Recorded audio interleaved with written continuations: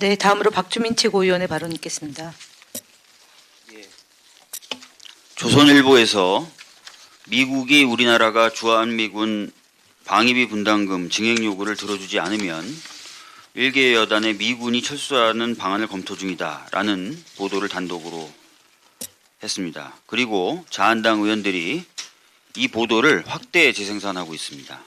그런데 마크 에스퍼 미국 국방장관은 들어보지 못했다라고 부인했으며 조너선 허프먼 국방부 대변인도 성명을 내고 미 국방부가 한반도에서 미군을 철수한다는 보도는 전혀 사실이 아니다라고 밝혔습니다.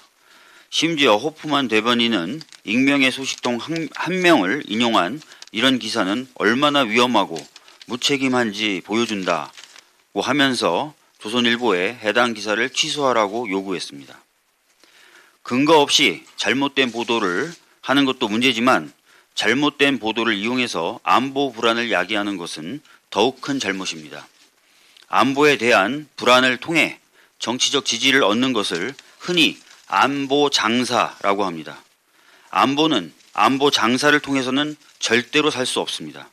오히려 국민의 불안과 불신만 키울 뿐입니다. 더 이상 정치적 이익을 위해 국민의 안보 불안을 자극하는 일은 없었으면 합니다. 대표님도 말씀하셨지만 황교안 대표가 지금 공수처 설치, 연동형 비례제 도입 및 지소미아 종료에 반대하며 단식에 돌입했습니다. 이 단식에 대한 세 가지 의문이 있습니다. 첫째, 지난 10일 청와대에서 대통령님과 5당 대표의 만찬 시 정치적 현안에 대해 대화를 통한 협상이 이야기되었고 그에 대해 황교안 대표 역시 긍정적이었습니다. 그 이후 현재까지 여러 채널과 테이블을 통해 관련된 사안들을 논하는 자리가 이어지고 있었습니다. 그런데 갑자기 논의되고 있던 사안들에 대해 반대하는 입장을 관철시키기 위한 단식이 시작된 것입니다. 이는 지금까지의 대화를 모두 부정하는 것이자 앞으로의 대화 역시 모두 거부하는 것입니다. 이런 맥락 없는 단식을 하게 된 것을 보면 황교안 대표가 대화를 통해 문제를 해결해 나가려는 의지가 아예 처음부터 없었던 것은 아닌지 의문입니다.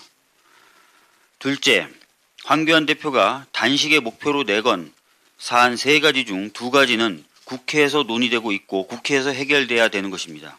그런데 단식의 장소를 청와대 앞으로 삼은 것은 자신이 대표로 있는 자한당까지 포함된 국회 구성원 모두를 무시하는 것입니다.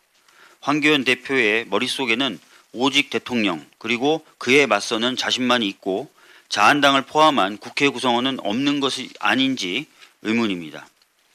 셋째, 황교안 대표는 단식의 시작을 선언하고 전광훈 목사가 주도하는 문재인 대통령 퇴진 집회에 참여했습니다. 이날 이 집회에서는 문재인 대통령님을 향해 총격을 가해 죽인다.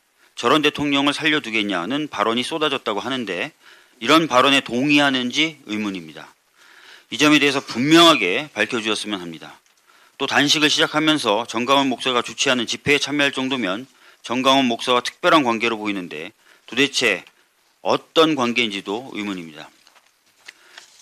대화를 해나가고 있는 상황에서 더구나 교섭단체 원내대표들이 같이 미국을 방문하고 있는 상황에서 모든 대화의 가능성을 없애는 갑작스런 황교안 대표의 단식은 일하는 국회, 대화하는 국회를 바라는 모든 국민의 기대를 저버리는 것입니다.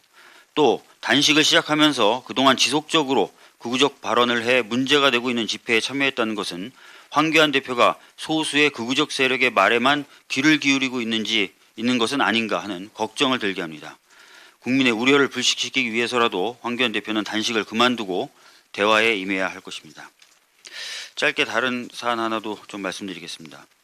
이낙연 총리 동생이 공직자윤리위에 신고하지 않고 취업 제한 기업으로 옮겨서 법원의 과태료 처분을 받은 일이 있었습니다.